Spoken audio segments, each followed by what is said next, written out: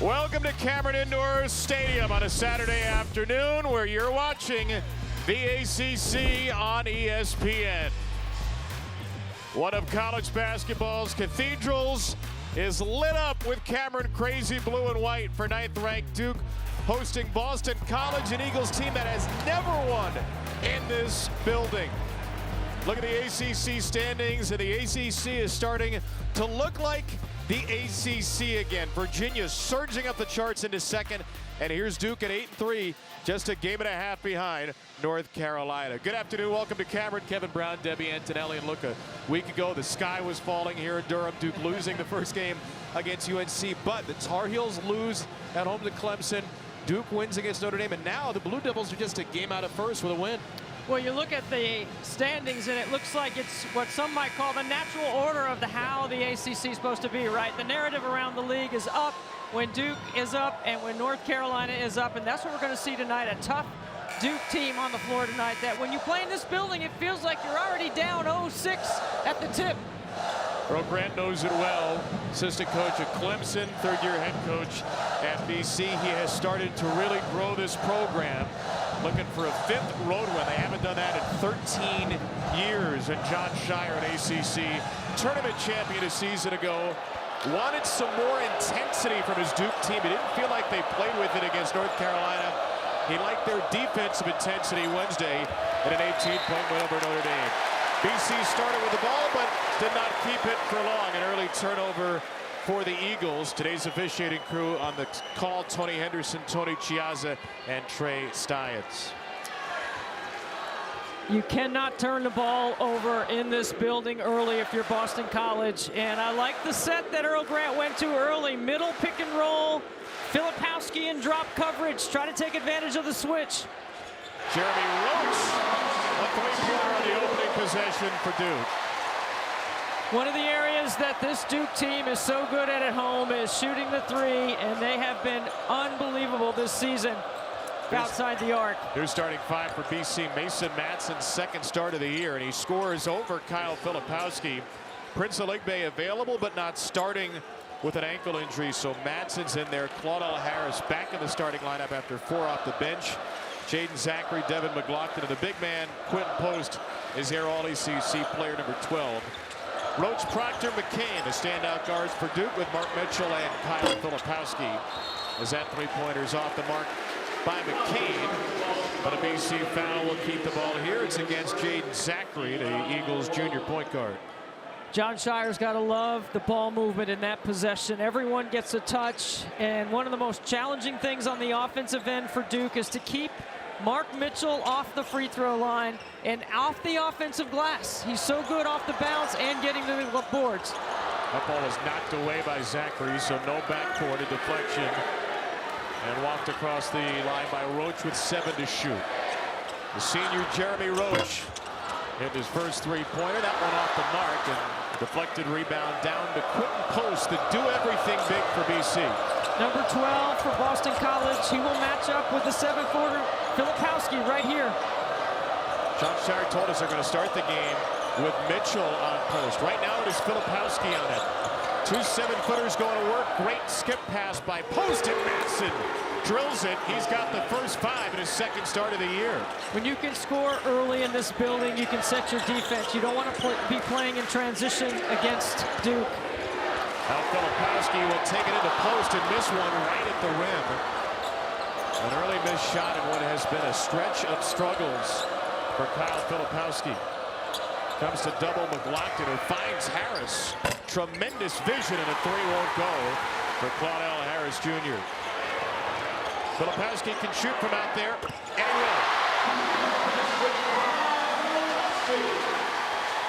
will. You've got to locate shooters. You can't sprint to the paint and then try to find them. It's too late. It's just 2 for 9 Wednesday. That is an encouraging early sign for the All-ACC Filipowski. There's Mark Mitchell on Cameron Post, or Quentin Post, excuse me. They'll work it in 2 posts against Mitchell. Filipowski comes to double. Another good find. Zachary misses a 3. Matson has the offensive rebound. Harris set up. Harris no good from deep, and a rebound for Mitchell. BC getting good looks early, but not hitting, as Mitchell goes charging into Madsen, and the foul is a block against Mason Madsen, his first.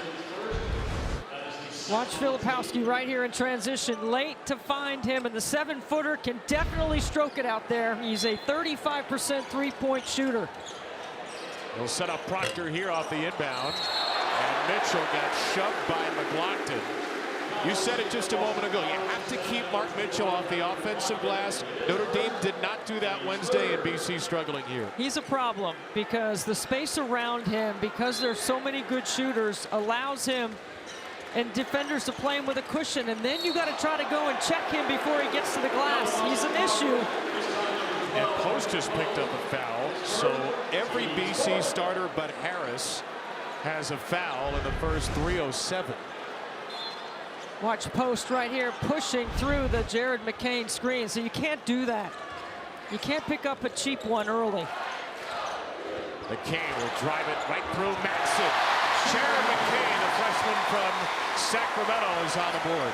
On the scout first is defend him on the three, and then he has the ability off the bounce. What a breakout last month and a half it's been for McCain.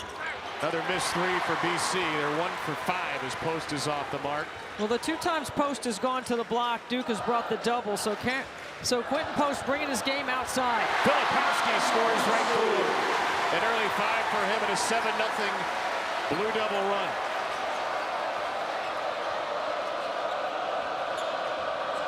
It's a BC team that has been very good shooting this season. 36% from 3 in the league. Their offensive numbers are way up from a season ago. Their most efficient offense in 6 years. Everything goes through Post. That's a tough shot, though, with Filipowski smothering it. Good job to close that space. On the drive, McCain.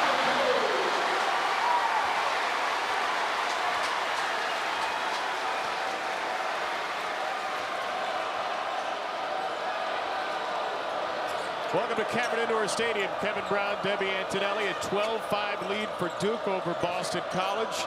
If you're just joining us, a 9-0 Blue Devil run is snapped. Mason Madsen, in his second start of the year, has all 7 points for BC. It's a Duke team coming off an 18-point win over Notre Dame in this building Wednesday and shooting it well. Kyle Filipowski could not hit there, but the offensive rebound stolen by McCain, who misses a 3. Mitchell is there to throw it right back in.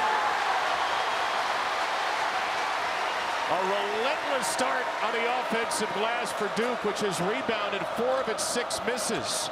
Here's Devin McLaughlin, and Madsen's first basket that he doesn't score for BC, he sets up.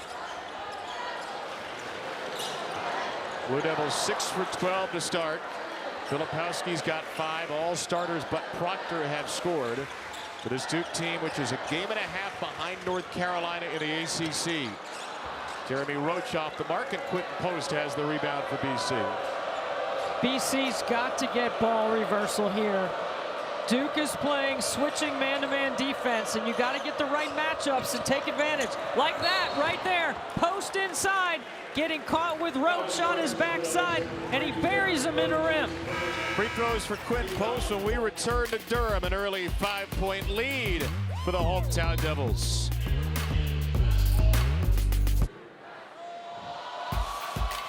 ESPN's exclusive presentation of college basketball brought to you by Bosch Night Performance Wiper Blades. Night vision has evolved. Duke with 8 straight points in the paint and a 5-point lead on BC. Look how Filipowski's got Post off balance. Look at the target hand and look at the hands of the BC defender. Too much vision for Mitchell inside. Too easy for the Blue Devils. 2 points at the rim. And then Mitchell, we talked about his motor, his ability to stay on the glass. McCain gets the tip and deflection. 3 offensive rebounds already for Mark Mitchell for the Blue Devils. He scored 2 points. He's got 5 rebounds total with those 3 offensive. He also has 2 assists. You asked John Shire about him before the game. He said he needs to do everything with energy. So far, he has done everything with energy. You're not going to guard him on the three-point line, and you're going to give him a cushion. And he takes that cushion and uses it as leverage to get to the glass. He's got the most relentless motor of any Blue Devil on the floor. This free throw by Quentin Post as we return with an 80% shooter, missing the first of two. BC's leading scorer, rebounder, shot blocker, their second best free throw shooter. And amidst the Cameron crazies, goes 0 for 2, but Post is a special player, most improved in the league a year ago. He'll be an all-ACC player this season with 7 double-doubles. 21 and 12 in their 1-point loss to Florida State earlier in the week. Earl Grant can put him anywhere on the floor offensively, and he can be a factor. He's defending Ryan Young right now. And with that one foul, Duke trying to go right after him to see if he can pick up a second. Smart idea, didn't work as Caleb Foster, freshman off the bench, lost it out of bounds. It will be BC ball. You know, BC's teams under Earl Grant are gritty, they are tough, they're coming into this environment, and you have to stay with Duke early. You can't turn it over. They turned it over on the first possession. They got to clean up the offensive boards. But right now, you look at that score and you go, we're in a 2-possession game. That's where it has to stay through the half. Haven't turned it over since the first possession. Armani Mighty's on the floor for Post. Feed is into McLaughlin. Much improved player in the league. Mighty got a left hand on it, and McLaughlin is fouled. Boston College giving Duke a taste of its own medicine on the offensive glass. Jalen Blakes, who just came off the bench, picks up the foul. So when Post goes to the bench, their athleticism on their front line switches a little bit, and it will change the way Earl Grant will defend on the other end of the floor.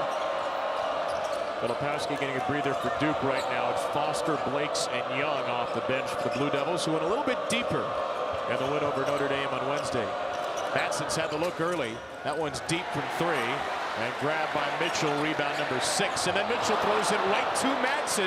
You got 2 towel boys wiping the floor, and they vacate the premises just in time for a Matson stuff. I'll tell you who's thrilled about Matson's start is his brother Gabe at Utah. He's a great player at Utah for Craig Smith. Mason's got 9, well ahead of his season average. Again, just his second start of the year, with Prince Alibe hampered by an ankle injury. Oh, wow! McCain had it go off the glass back to himself. Got a look in the lane. But Duke's the last to touch it. BC will retake possession. I mean, I was almost ready to say he was giving himself an assist and the basket. Can you do that? Can you get that on the same possession? The world will never know now. Was not a long breather for Filipowski, by the way. He and Proctor return along with Sean Stewart, explosive 6'9" freshman. And Filipowski gets a hand on that pass for Chaz Kelly. It's a stop by Proctor at the other end. If Filipowski can move his feet like that in that switching man-to-man, that gives Duke another way of scheming on this end of the floor. That was a tremendous job to keep BC in front. I go right back to Matson. He's had the hot hand for Boston College. It's Kelly's 3, instead rebounded by McLaughlin, who draws another foul. Sean Stewart picks up his first and free throws for BC when we return. Kyle Filipowski, the 7-footer, flip, moving his hips and his feet, the deflection, the breakout, the team speed, the bucket.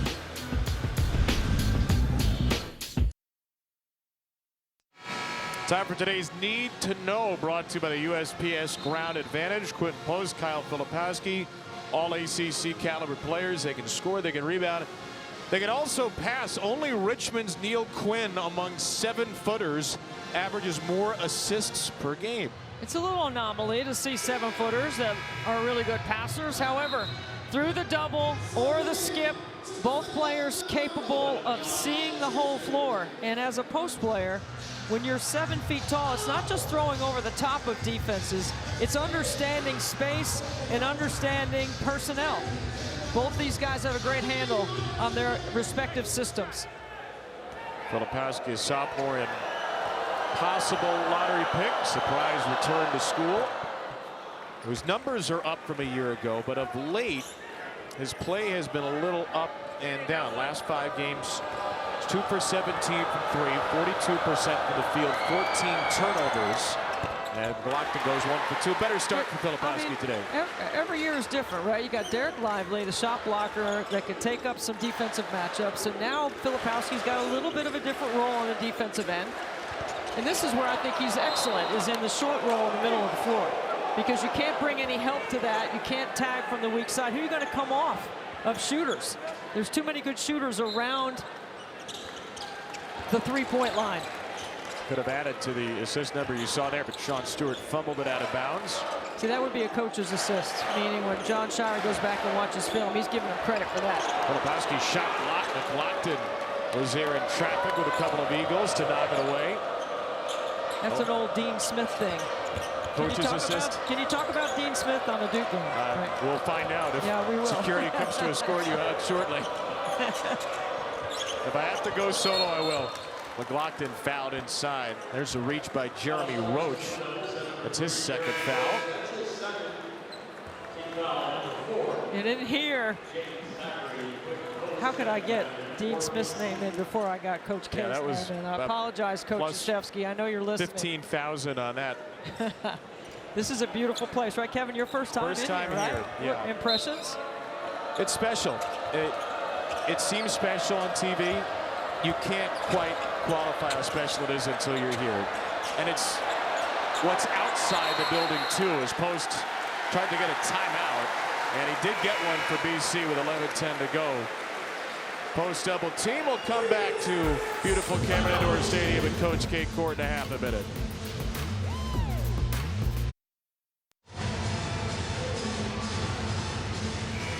Somewhere behind one of the officials here.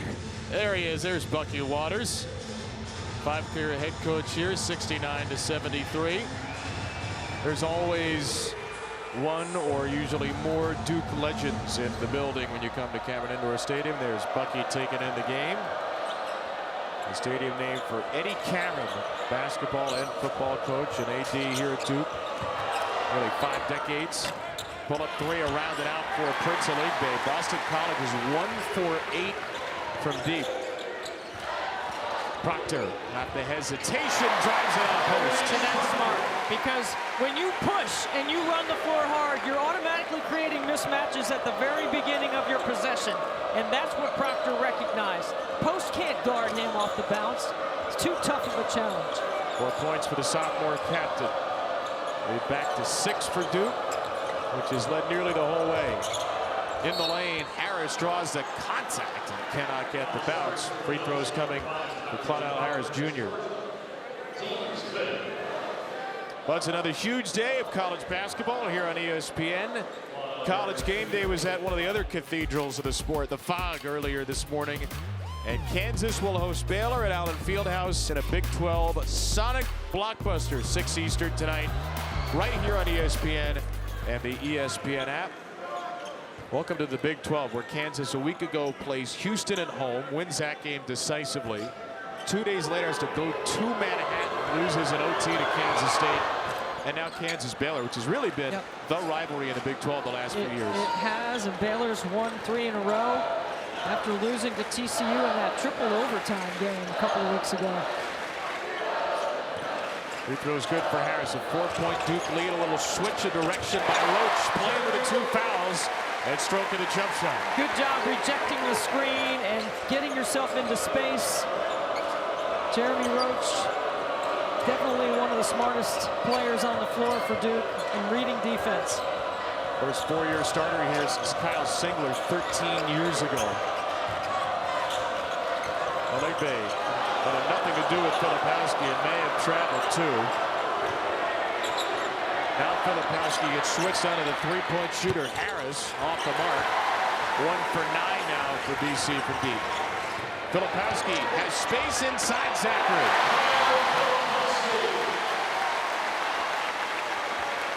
BC's just got to get back sooner. I mean, they're getting beat in transition, and it's not just a layup in transition, it's the matchups, because they're not sprinting to find them the right matchup early. Duke's early offense has been excellent. post is still yet to score. Zachary couldn't take Stewart. Duke has been very good on the ball these last few possessions. Zachary again. In the mid-range, Jaden Zachary has his first points.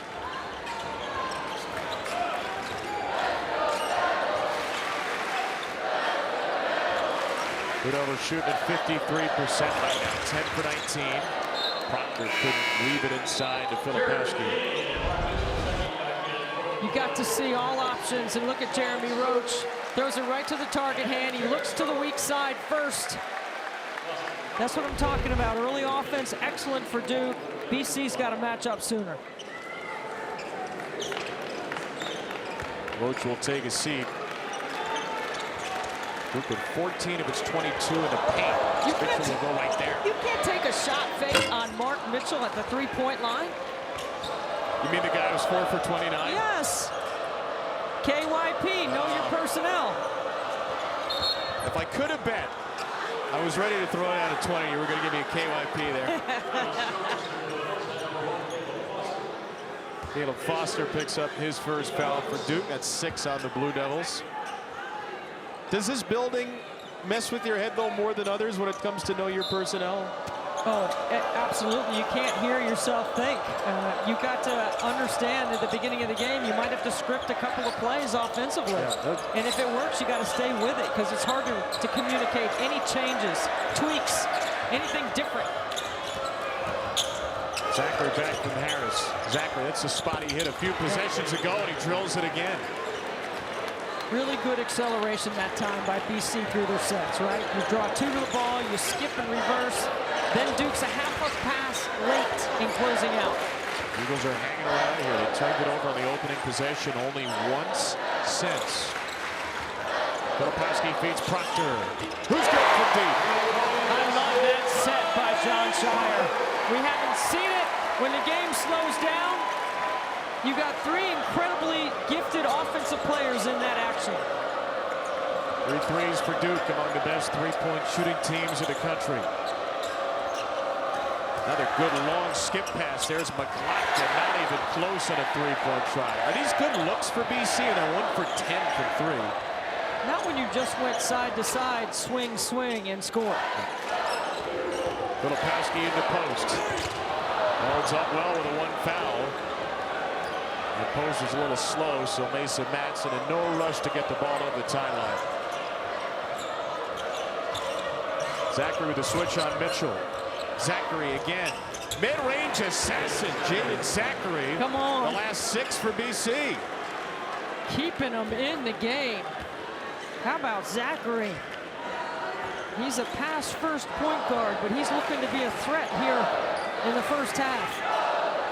Junior having a career year of 12 points, 4 1/3 assists per game.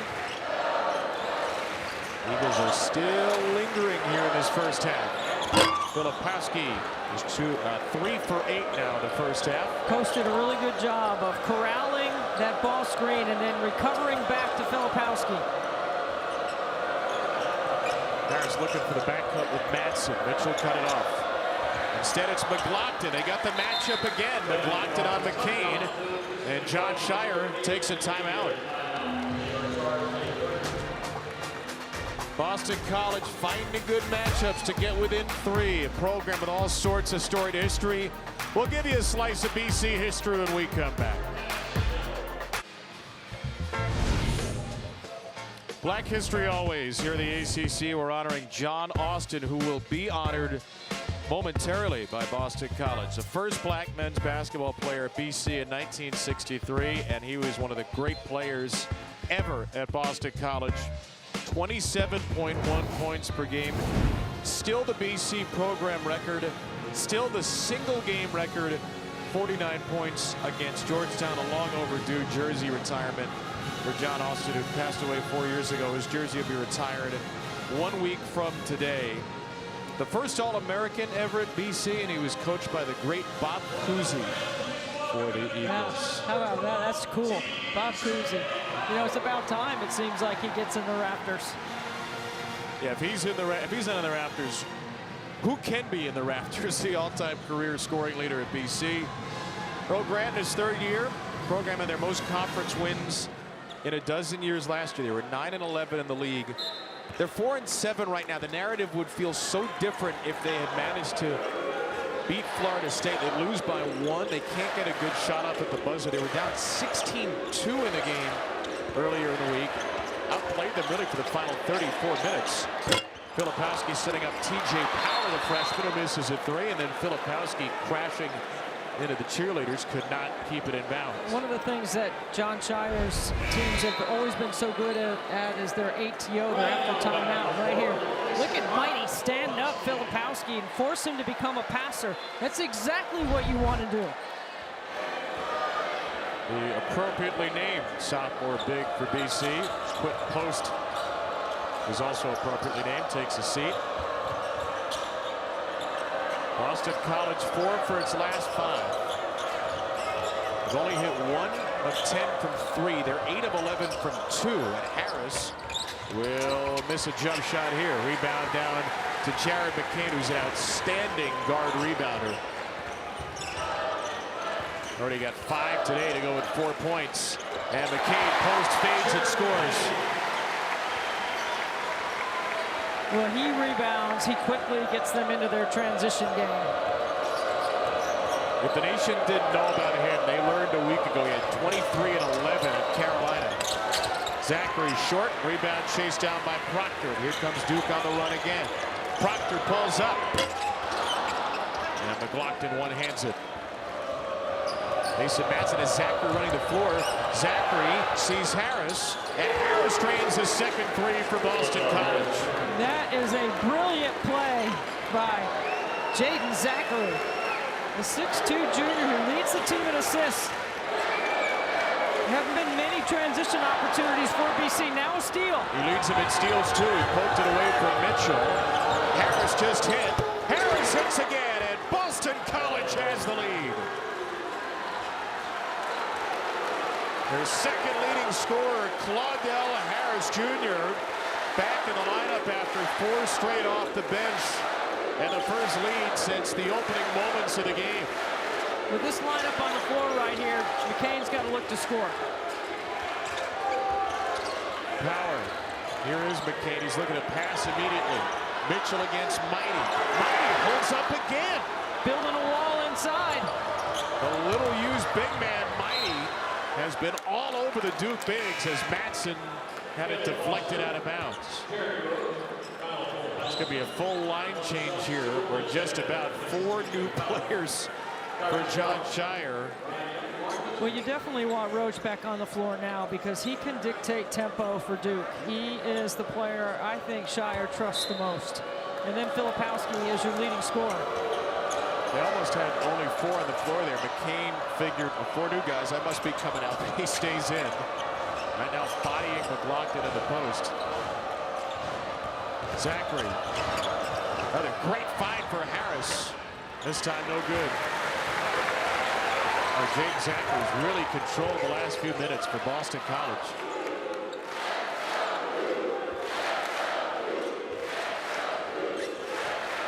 Filipowski almost had McCann at the back door. He saves it to Roach. It's a 14-5 Boston College run right now, and a foul is called on Mighty, fighting with Filipowski. His first foul, but it's BC on top. The pass first point guard has had to do a little scoring here to keep his team in it and help build the lead by 1. Zachary with 6 points and a couple of assists to go along with it. BC with the lead early.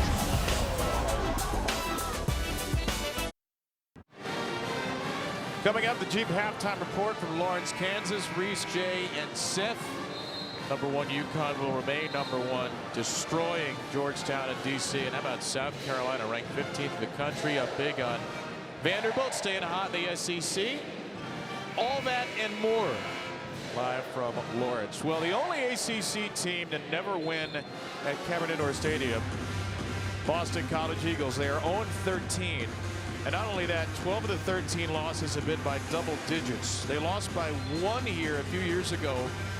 But the average margin of defeat for BC at Duke, 17.4 points per game. They're up by 1 right now, and Earl Grant's team on a 6-0 run, on a 14-5 run after that. They've allowed just 2 Duke field goals, Deb, in the last 6:04. They're going to battle. They are going to be competitive on every possession. That's Earl Grant. That's who he is, and that's what he puts on the floor. And there's a much better ATO by Duke. Off the blob, the baseline out of bounds play. Sean Stewart, 2.4 per game scorer. As the basket over post, Blue Devils are right back on top. Going a little floppy action right here. Trying to get Matson free. And Jeremy Roach is doing a good job of defending him. Matson at early 9, hasn't scored in a while. Zachary, end of the shot clock. Zachary got it on the rim. Long rebound down to Foster. Freshman Foster with the freshman McCain, the freshman Stewart, the sophomore Filipowski, and the senior Roach. There's Filipowski, thought about a shot and then nearly threw it into the crazies. What a save by Roach. Ended up in the hands of McCain, who couldn't convert. Filipowski knocks down the post pass, and Stewart has back-to-back buckets.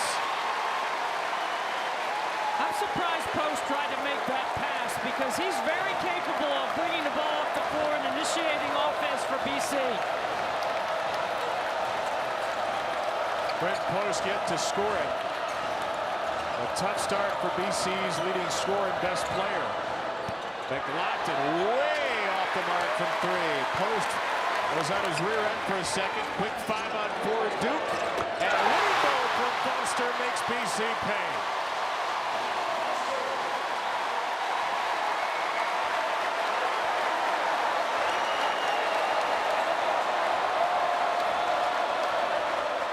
Seven straight for Duke.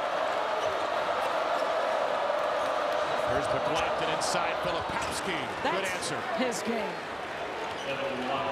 That's McLaughlin's game. Now, I know he hit a couple of threes against Florida State, but he's got to build his offense inside out. Good pass, Filipowski.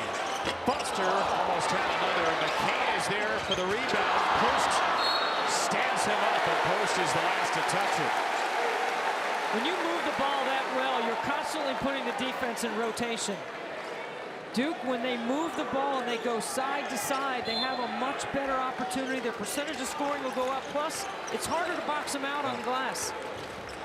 The great point. It's not just about getting the first basket. It's about getting the offensive rebound. As Filipowski's shot was airmailed there. That's what they did against Notre Dame. 21-2 second chance points on Wednesday. Post and a blocking foul is the second on Sean Stewart. But BC, hold your breath that Post doesn't pick up his second foul in the final minute of the half. Hey, tomorrow 2 Eastern, one of the great matchups of the year in women's basketball. Number 11 UConn and undefeated number 1 South Carolina. Sonic blockbuster in Columbia, with the Gamecocks the only undefeated team in Division I, trying to stay that way. You got the great Paige Beckers for UConn going against, by committee, the best offensive team in the country for Dawn Staley. They're undefeated, they're number 1, and they're anticipated to go all the way to the Final Four this year. Right now, they're the overall number 1 seed in women's college basketball, and they've earned it. Quickly, how does UConn beat them? Well, they got to move the ball, and they got to be able to knock down shots. You're not going to be able to score much in the paint. You're going to have to knock down some threes. And Camila Cardoso, their 6'7" center for South Carolina, is not with the team right now, so that opens up the middle of the floor for those driving lanes. Roach, jumper is good. He's got 7. What's been a balanced scoring half for Duke. Blue Devils have the lead despite not having attempted a free throw in this first half. McLaughlin inside, touch pass, post. Filipowski comes out of nowhere to swat it. Now with a shot clock off, Foster will put a halt to the proceedings. The other thing about this building, fatigue. There's a wear down effect. Quentin Post looks tired. He should have dunked that.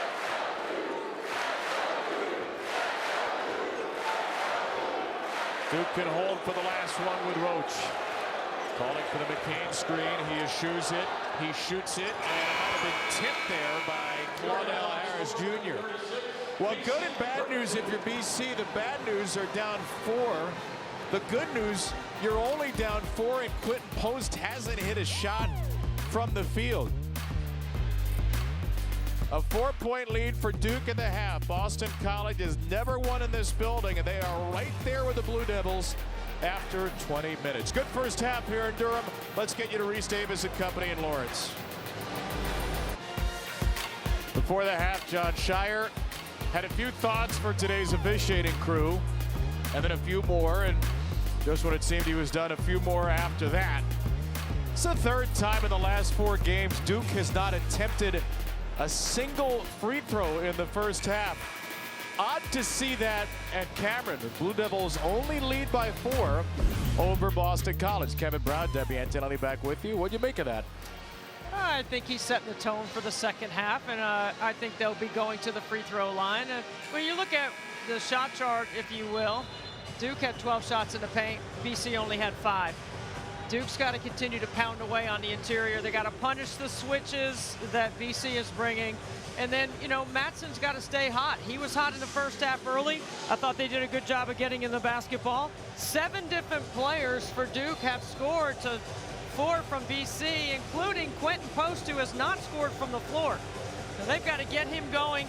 And the way things go in the first 5 minutes of the second half here in Cameron is Duke's going to bring the energy. They're going to ramp up their D.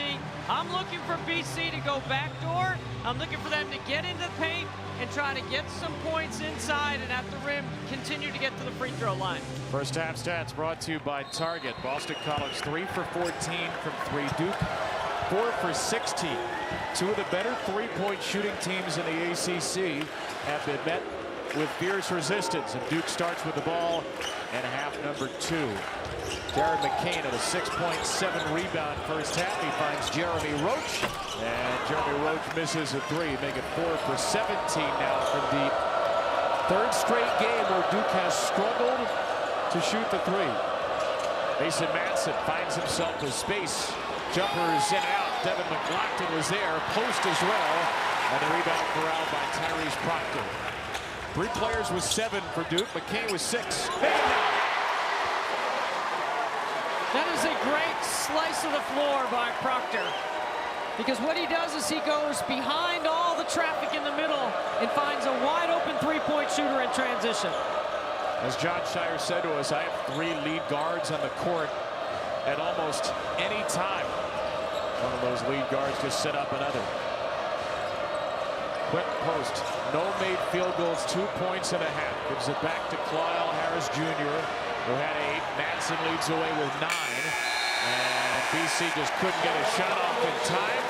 Throwing the ball around too late in the possession. Watch Proctor's eyes right here, and he gets right behind, brushes off all that traffic in the middle, puts it right in the pocket to McCain. It is well executed in transition. Sophomore from Sydney, Australia, Proctor. 5th best assist to turnover mark in the ACC. Leads Duke at 3.7 assists per game. That was his first today. Mitchell with a right hand. And the largest lead for Duke, courtesy of the first 5 points and a half. Total miscommunication by BC and a decisive take to the rim. These are the moments where so often in this building, a close game becomes something other for the visitors. McLaughlin on the end line. And the threads are starting to slowly unravel for Boston College. No, Quentin Post does not look himself. Watch right here, miscommunication. Are we switching? Are we staying? And Mitchell makes him pay. Post has got to come alive right here. He averages 16 and 8. Mitchell. Duke has scored off all 5 Boston College turnovers. Mark Mitchell with 6, 7 rebounds and 2 assists. And the road woes are continuing for Quentin Post, who has 2 and 4 right now. He's got the switch with Proctor. He's got a huge height advantage in the post. Filipowski is behind him now. McLaughlin misses from 3. There's nothing going on good there for BC. Oh, it's the wrong personnel in the corner, which allows Filipowski to help that far. It's not a three-point shooter out there. So with his second foul on Filipowski. While Post rolls down on the Duke switches and the guards, and he needs some help. Duke needs some help. You can bring it from a non-shooter. And that's what Filipowski read so well in that possession. All 5 Duke starters between 6 and 9 points. Proctor couldn't connect, and Post has the rebound.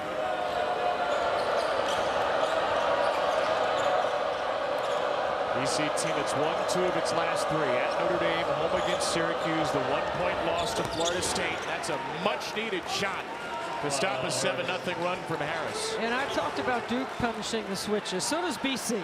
You know, Duke has been switching 1 through 5 all game. 39% three-point shooter. Harris has 3 of BC's 4 tonight.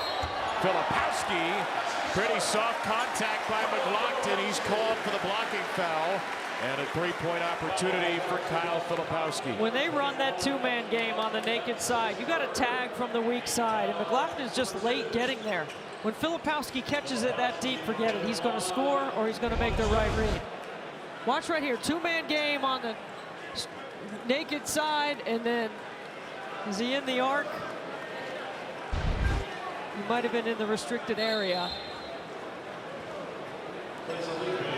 McLaughlin's going to check out after his 3rd foul. Prince Alibe replaces him.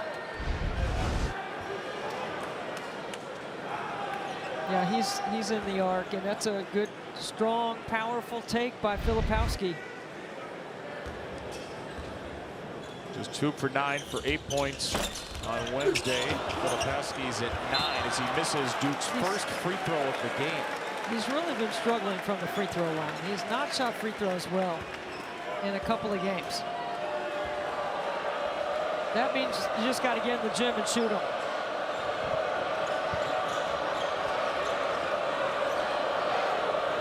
Maybe you should go with Jared McCain. He gets a lot of shots up in this building. He's here at 5:30 in the morning, and he'll be in here after the game when everyone's gone making shots. Zachary, post wall on Mitchell. Zachary still couldn't finish. Here comes Duke on the push out. It's Roach. He knew he missed it. He followed it up, and he keeps alive his own miss on the offensive boards. McCain down the post.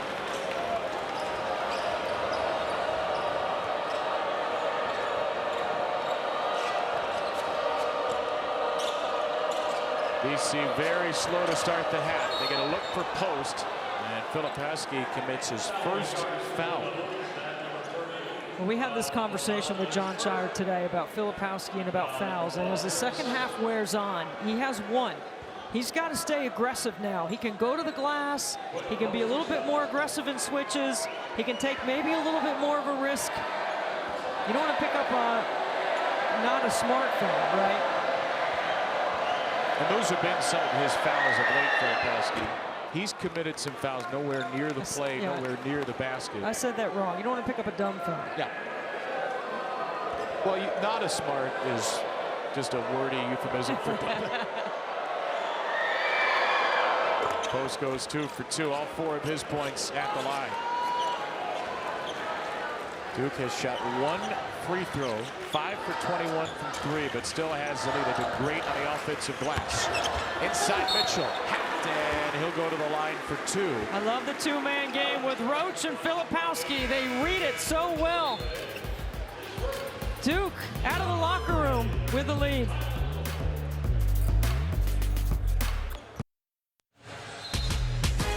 Tonight's NBA Saturday primetime matchup on ABC. Kevin Durant, Devin Booker, and former Duke star Grayson Allen of the Suns taking on Steph Curry, the Warriors, at Chase Center, 8:30 Eastern on ABC. NBA Countdown starts it off at 8 Eastern. Good to see Jason Tatum in the Cameron Crazies today. Usually you know who's going to be going to the NBA after the season if you're Duke and who's going to be in games like that. Probably safe to assume Kyle Filipowski will leave, especially with some of the players coming in for Duke next year. But John Shire told us before the game it's a weird year because he doesn't really know who else is going. There are a few players that, depending on the final month plus of the year, could very well improve their stock, be an NBA pick, could come back to Durham for another year. I'm sure it's a tough choice for a lot of these guys. Duke provides every resource you could possibly have. The NIL has certainly changed the landscape. The transfer portal has changed everything. And then they got Cooper Flagg coming in here next year. Like, everybody can't wait for that. Yeah, already assumed as the #1 pick in the 2025 draft. Cooper Flagg is going to highlight another excellent recruiting class for Duke next season as Harris misses the floater for BC. It is 9 for Duke in the under-16 of the second half. Boston College had a couple of short leads in the first half. Filipowski tracked it down and throws it to post. Mason Manson on the run up. Oligbe sets up Harris. Roach went flying by the shot fake, and then Harris had his shot touch the top of the backboard.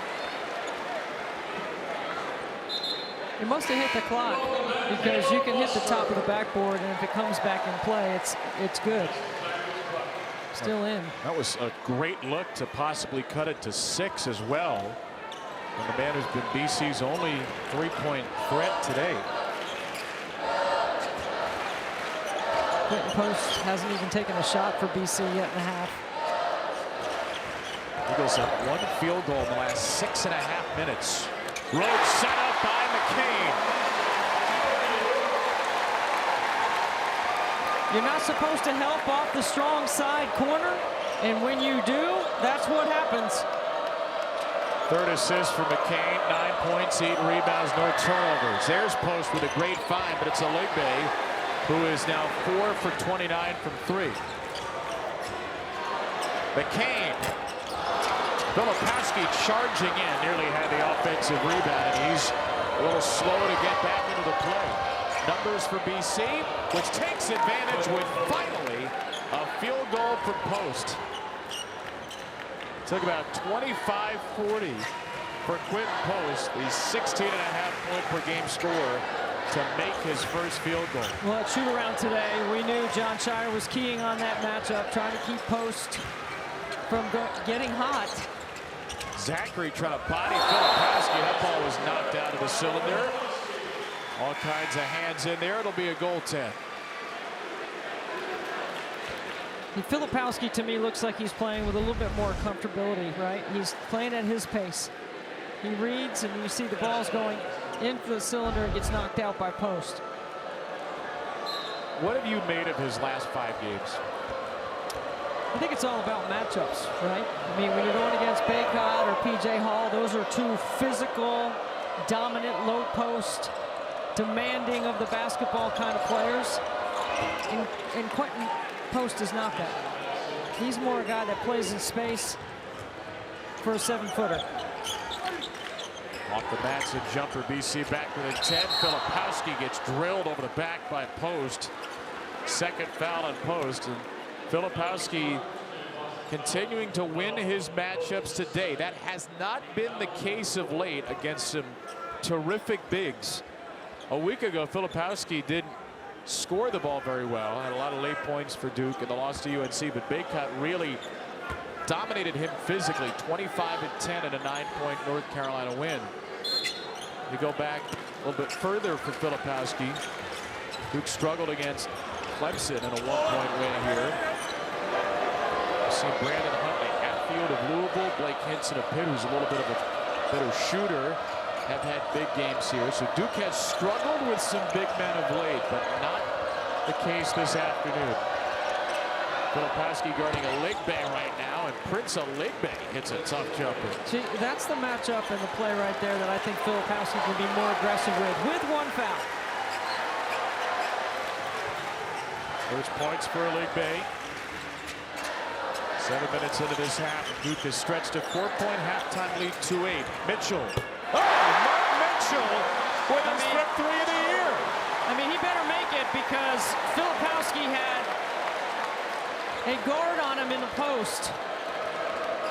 That's not the option I would have selected if I was Jeremy Roach. Post throws it off the underside of the basket, bounces right to Chaz Kelly, and Filipowski has his first rebound. Here's Mitchell stepping into Zachary, and he got the roll. Earl Grant's going to put a stop to these proceedings. Largest lead for Duke is up to 13. I mean, it is pumping in here right now. The option is Filipowski on the black or Mitchell. And Mitchell running the floor here. What a start to the second half for Mark Mitchell. Well, Debbie, you said it.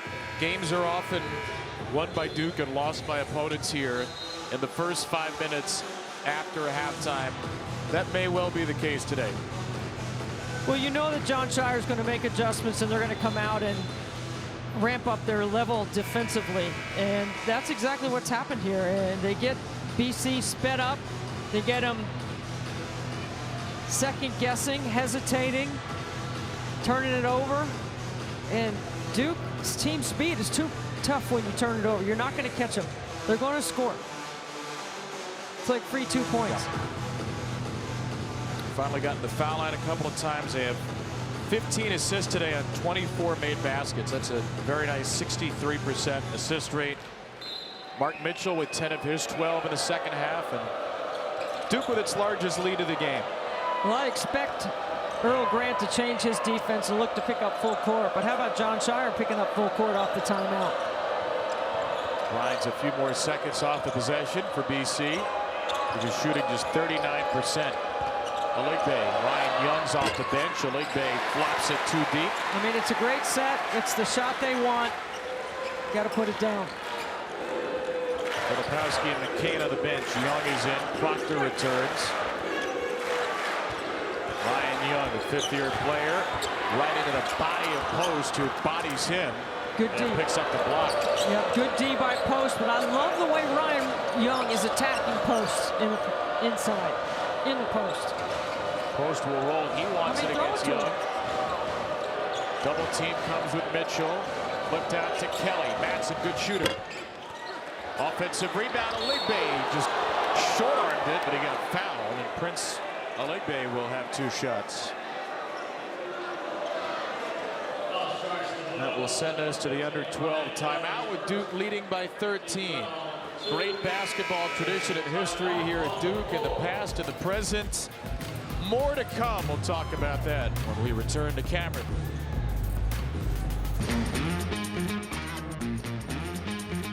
Are you serious?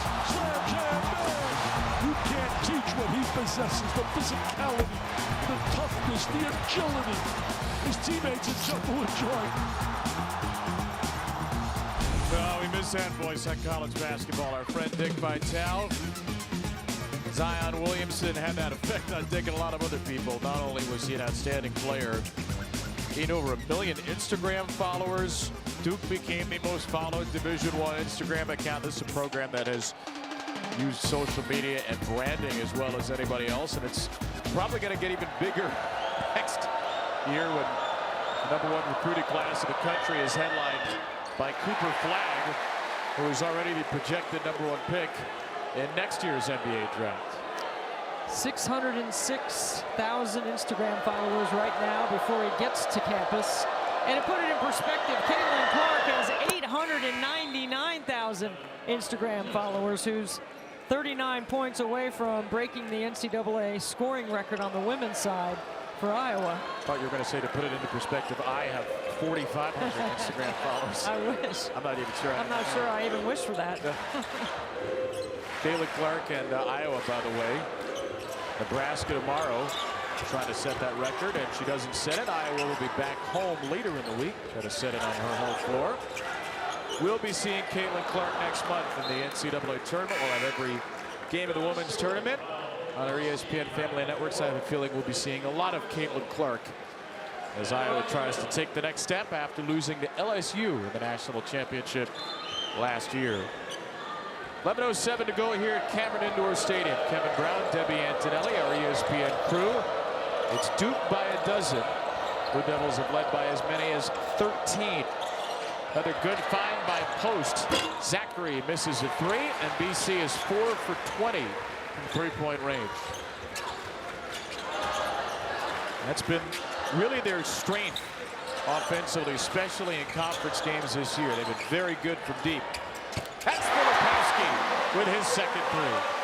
I mean, they just go two-man side, and there are multiple guards that can make that exchange and that action with Kyle Filipowski. And if you put him in the slot, it's really hard to tag from the weak side.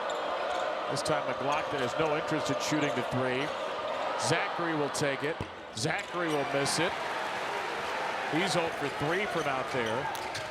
And it's Stewart inside. He got held by McLaughlin, who just came back in the game and now picks up his 4th foul.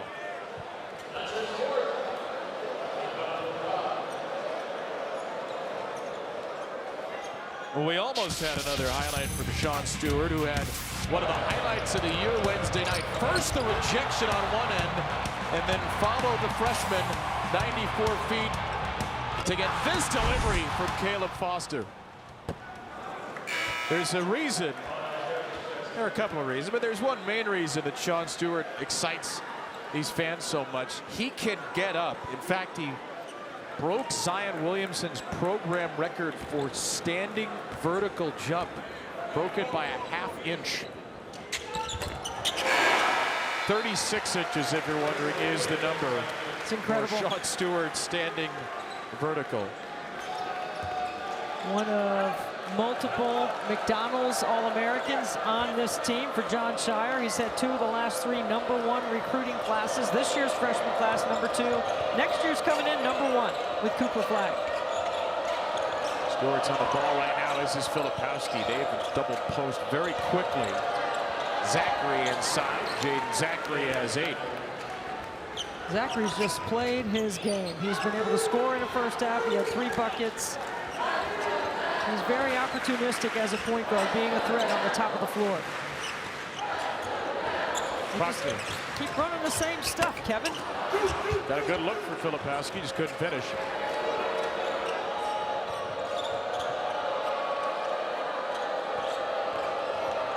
There's Chaz Kelly for BC. Post with 1 field goal only. Filipowski comes out to try to take it away. But that's the aggression that I'm talking about, right? Make a play. You have 1 foul. Be aggressive. Take a risk. John Shire said, we need to help Kyle Filipowski. Yes, he's not playing well. We need to help him, put him in better positions. Do you feel like he's been able to do that defensively today? I do, switching 1 through 5. And I think he's done a nice job of keeping his assignment in front of him. He's helped, he's doubled, he's read the defense, and then on the offense, right now they're featuring him in the 2-man game. Until BC figures out a way to stop it, Duke's been able to score on either side of the floor. He's able to close there on Kelly, but Post is there for the uncontested putback.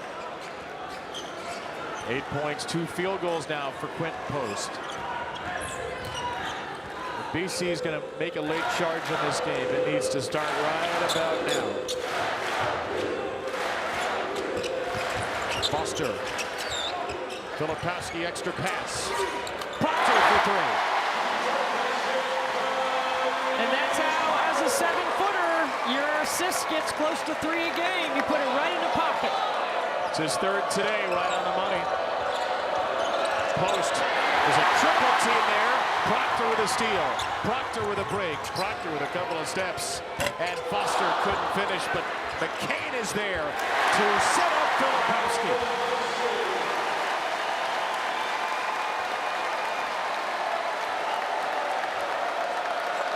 Can't have too many empty possessions right now if you're BC. You got to really execute here. Move the ball. Post was too slow on that last possession, and the double came from the weak side. There's a 3 for Chaz Kelly, just a 27% shooter from out there. Only the 5th in 22 tries for a Boston College team, which has shot it 40% from 3 or better 7 times this year. Stewart, no. Rebound to Harris. You see how many BC jerseys were in the paint right there, and then you get the turnover. There are 4 BC jerseys on that pocket pass ready to defend. Got to spray it outside. Well, Kyle Filipowski has started to exert his presence a little bit more on this game. First half for Filipowski, not quite as clean. The looks have been better here in the second as Duke expands its lead.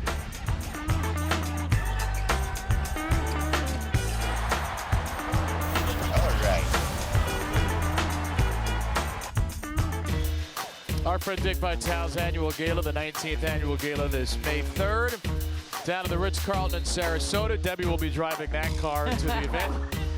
I wish. Visit v.org/Vitale raffle. You can enter in the raffle, get a whole bunch of wonderful gifts, including all access tickets to the gala and the Hoops Hysteria Tournament action. Watch the games with Dickie V at the Vitale House. v.org/Super16. If you think Coach V is passionate about hoops, you should be around him when he's talking about raising money for pediatric cancer. And if you can make a donation, please do so. And Lorraine will be there for the Sweet 16 residential watch. I would like to sit next to her for that. Yeah, that's really the draw. No offense to our friend Dick, we want to be next to Lorraine. You know what, Coach V, Coach Vitale, I'm telling you right now, we know that you're struggling to speak, but your voice is being heard. You should know that. We're ready for you to come back. I can't wait. The Duke Blue Devils a 14-point lead with 7:28 to go. A pass deflected out of bounds by Claudel Harris Jr. BC's only turned it over 7 times today, but Duke has scored off the first 6 Boston College turnovers, and right now they have the ball off of the 7th turnover. Filipowski leads away with 16, 4 Blue Devils in double figures. And a foul by Harris against Roach. Our featured matchup tonight, prime time at the 5. Baylor and Kansas, number 13, number 4, the Big 12 Sonic Blockbuster. And Shulman J. Billis on the call. Second straight week, Kansas has a ranked Big 12 opponent at home. Last week, they destroyed Houston. One of the best offensive performances you'll ever see against a Kelvin Sampson team, and they will try to take down Scott True's Baylor Bears today. You got a favorite Kansas player of all time, Kevin? Perry Ellis was there for about 800 years, so I think he'd be mine. What about you? I like Danny Manning. I'm going to give Danny Manning a shout out. Right. 1988 national champion. You want to say what's being said in our headset right now? Shouts for Wilt Chamberlain from an unnamed voice of the production crew. 3-pointer no from Harris. Wilt was just a couple of years before my time. I have to be honest about that. And yes, I know YouTube exists. Darren McCain, by the way, is on double-double watch, and he's got 5 assists, too. Filipowski in the post. Shimmy, pass, extra feed. McCain, shot fake. It was all pretty except for the finish. McCain just looks a little bit short on his shots today. Post getting a break right now for BC, which has struggled to find offense. Harris and Matson leading the way with 11 each. There's a drive by Harris. Here is Matson. Missed a clean look from 3. McLaughlin keeps it alive. And feeds Matson again. Got Filipowski in the air. A late whistle. It will be just the 2nd foul against Kyle Filipowski.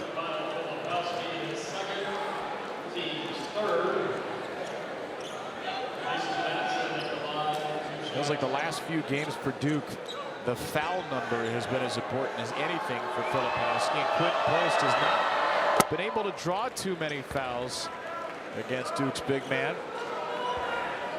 Post has been, it appears, a little bit worn down by the atmosphere and by the physicality of Duke. Yeah, I thought he was fatigued in the first half. And, you know, it's a lot of pressure to come in here and knowing that your team had never won here before. Ron Scheyer will take his 2nd timeout. It will be a 30-second timeout. Right back to Durham. Remember, at the end of the first half, Jon Scheyer was a little steamed.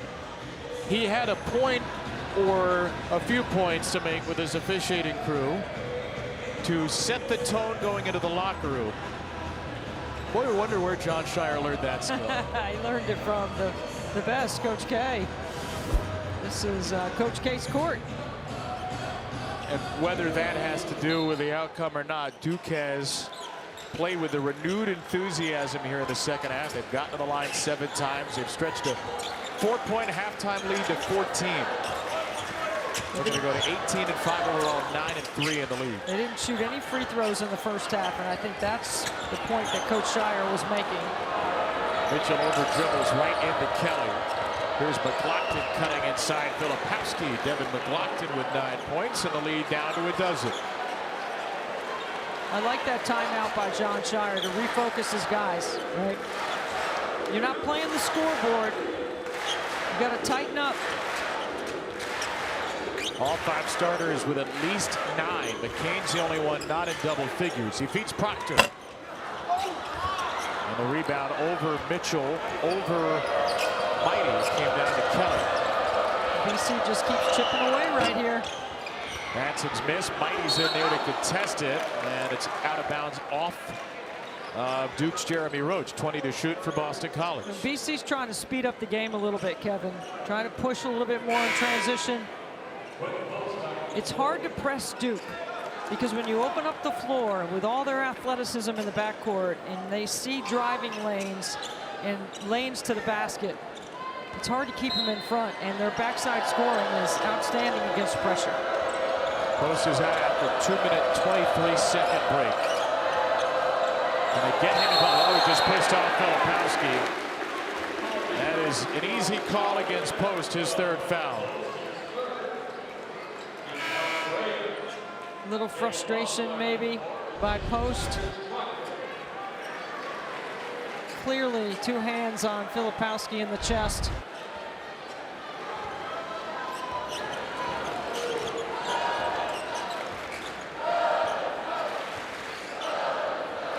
Because Caleb Foster on the floor now for Proctor. Mitchell has hit a 3, and Post is basically saying, go ahead, try it again. They sag off him, but Roach gets in the lane, and he's got 14. And Roach scores, and he points at McCain, says, I see you over there in the corner. Next time he gets in the paint, he'll have that option. McLaughlin from Matson. McLaughlin's the 3rd Eagle in double figures. Those are the plays McLaughlin needs to make. Driving, using his athleticism, using his length. It's a BC team that is undeterred by big leads. They really fight to the final whistle for Earl Grant. 1-3-1. A change defensively. He gets it inside to Mitchell, tight roping the baseline, and he draws the 4th foul on Post. Just because it's a big deficit doesn't mean it's over. BC has come back from 10 or more down 5 times this year. The largest comeback in ACC play, period, was Boston College over Georgia Tech, down 16 a couple of weeks ago. So there is time yet for Earl Grant's group, but needs to pretty much be stop and score for a while here. You can make a case for every ACC game except for Syracuse and Clemson, which were 10 and 12-point losses. They've been in every game. It's in 1 or 2 or 3 possession games at the end. Even at home against UNC, they lost by 10, but they were right in that game most of the game at home. Again, the Florida State game earlier in the week, you're down 16-2 out of the shoot. They never took the lead, but they lost by 1. Had a chance to get up a shot, but Jaden Zachary could not get a clean look at the end of the game. Got a story here, though. McLaughlin, another missed 3. Back tap by Post right into the hands of Foster. I had an old coach that told me one time, there might be a reason why you're open. I had every coach tell me that. Well, they didn't say that to me. That's what I was thinking. Oh, that contact there. Roach just lost the ball. No call. Kelly with a 3 in transition, or it's called a long 2 for the time being. Might be looked at the break, but it's a long 2-point jumper, and the lead is 12. How about the fight in BC right here? Speeding up the game, trying to change the look out of a 1-3-1. Make Duke hesitate a little bit, see if you can rebound out of this. McCain's got Post. McCain takes Post. He blows by him and becomes the 5th Blue Devil in double figures.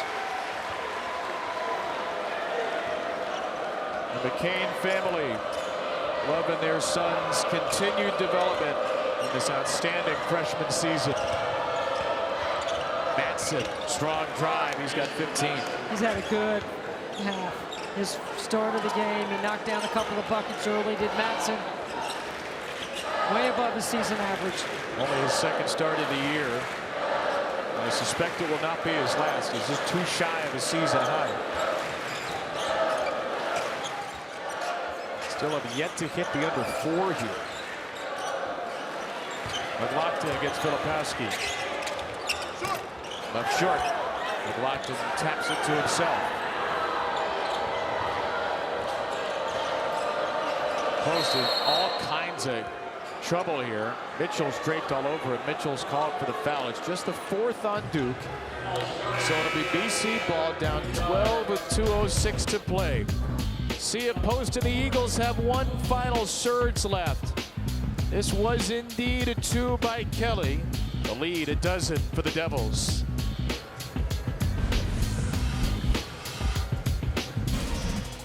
Coming up next, Armando Bacot and North Carolina. They've had an awfully strange week and a half. Beating Duke, losing to Georgia Tech and Clemson around there. They'll try to take down Miami on the road. Armando Bacot was phenomenal in that Duke game. One of his 78 career double-doubles, 25 and 10. I believe he has a switch, and I think he's turned it on right now as we get in February, heading toward the ACC tournament into the postseason. RJ Davis has had a phenomenal year, but you've heard Hubert Davis say we need them both to score 20. Complimentary play around both of those guys has been outstanding too, with Harrison Ingram. So 2 minutes to play. Duke by 12, and a steal for Roach. Pickpocketing Zachary. Foster will take it right into the body of Harris, and those two end up entangled in the front row.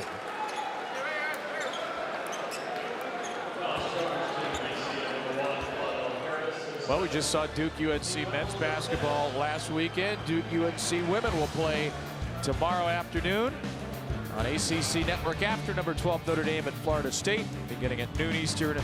Both games on ACC Network and streaming live on the ESPN app for the deepest league in women's basketball this season. 9 teams seeded, according to Charlie Cream. Not on the bubble or first 4 in, none of that stuff. This league has been outstanding, and Carolina has lost 3 in a row. Coming in here, this will be tough. Duke has North Carolina, then at Virginia Tech, Notre Dame, at Syracuse, NC State. Those are all ranked teams outside of North Carolina who fell out of the rankings this week. Every night, we say, is a fight in the ACC at men's basketball. Maybe even more true on the women's side this year. 90 seconds to play. Zachary. And he gets the friendly bounce. Jaden Zachary with 10. Time ticking away for Boston College. Came in here searching for its first win at Cameron Indoor Stadium. And it appears we'll still be searching for that win the next time the Eagles come to town. Soon to drop to 0-14 all time. And 3-29 all time against Duke, period.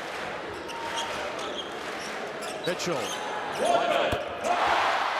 Line drives it in there. You go 4 for 29 coming into the game. And the officials will stop play. Take a look at this. I wonder if they were taking a look at if it was a 3 or 2, but I think that's what they're looking at. But clearly a 3. look, Mark Mitchell has been working on his 3 for a long time. That's the next evolution in his game, to be able to shoot it and shoot it with confidence. He started out the game on the offensive glass, scheming defensively. And watch his form right here. He's got to work on some mechanics and change some old habits so that he gets some muscle memory and the ability to self-correct. That's what all great shooters have. It's not you shooting in the driveway yet, but we'll see if he can get there. You got to work on it every day. By the way, John Shire told us he needs to score for us. He's got 17 today. Duke is about to be 28-3 when he scores 10 points or more. He has to be a threat offensively. Harris is fouled. This is a different Duke team than last year. You know, Lively protecting the rim and being able to score on dropbacks, rim runs, drop-offs, putbacks, those kind of scoring opportunities. Filipowski had a great counter, and this year he's got more of a target. They're playing 4 guards, they're playing 4 out, and Mitchell has to be able to be a threat because he's playing that 4 spot, and that's who people like to double off of. They're going to be tested the next couple of weeks, Duke. It gets a 9-3 in the ACC, and it is a pretty tricky stretch for them the rest of the way. Just 2 days from now, a good Wake Forest team comes to town. Then 3 road games. Florida State, which has played very well in the league. Miami, Wake again before Louisville here at home. And Virginia will come to town. They'll go to NC State. Carolina will come here down the stretch. I really like Wake Forest, and I've been saying that all year. You know, first it's Efton Reed that becomes eligible, then it's Damari Monsanto to add to the mix when he got healthy. And the backcourt for Steve Forbes and the way they can score offensively. Yeah, they're NCAA tournament good, Wake Forest. They just don't have the quality wins at this point. The net is good, the metrics are good, but Joe Lunardi has them just out of the field. They're going to have a lot of chances. I mean, those 2 Duke games will be quad 1 games for Wake. The other team I like too is Clemson. I mean, what a huge win in Chapel Hill, and Brad Brownell has a great group around P.J. Hall and Ian Shefflin. Joe Girard lighting it up outside the arc. He was terrific today in his old stomping grounds in a Clemson win at the Dome over Syracuse. So 15-point Duke lead. Blue Devils get to 80. Harris a step back, no. And Duke can bleed the clock off another rebound from a guard. Jeremy Roach has it. This was all about balance for Duke. 5 players in double figures for the Blue Devils. Boston College remains winless all time at Cameron. Duke by 15 at home. And the Blue Devils with back-to-back home wins after the Carolina loss. It is a much happier week here in Durham. Mark Mitchell led the way with 17. Deb, Kyle Filipowski, Jeremy Roach with 16 right behind. You know what, Kevin? 19 assists on 30 made baskets is going to be a number that I know John Shire is going to like about his team. They were on the offensive glass. I thought their scheming defensively kept one of the top scorers in the league in check in Quentin Post. Switching 1 through 5 worked. And that's a big win here at home that can catapult them forward. Yeah. There's a softer underbelly of the schedule this week. Notre Dame, BC at home, but Duke will have a lot of quad 1 and 2 games coming up. Try to improve on what is a 4 seed. How about the game coming up, though? North Carolina, which is still in contention for a 1 seed, and the ACC leader. Miami, Final Four team a year ago. Their opportunities to make the tournament are shrinking. They're only considered for Joe. So in just a few seconds, we're going to send you to Coral Gables for what will be a huge game in the ACC. A chance for a quad 1 win for Jim Laranaga's team, and their guards got to score. They got to score against the size of North Carolina. So Duke wins it today. BC now 0 for 14 all time at Cameron. The Blue Devils improved to 12-2 at home. This fantastic environment. 520th consecutive sellout here at Cameron leads to another Duke win, what most of them have been. For Debbie Antonelli, our entire ESPN crew, this is Kevin Brown saying so long from Durham. Our college basketball day is just getting started. Don't forget 6 Eastern tonight, Baylor, Kansas. Right now, Brian Custer and Corey Alexander for the Heels and the Hurricanes.